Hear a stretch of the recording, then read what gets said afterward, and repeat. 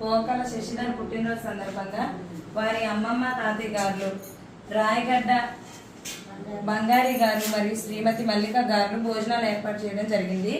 ఆ బాబు ఇలాంటి పుట్టినరోజులు ఎన్నో జరుపుకోవాలని విష్ చేయండి. అందరూ హ్యాపీ బర్త్డే చెప్పండి.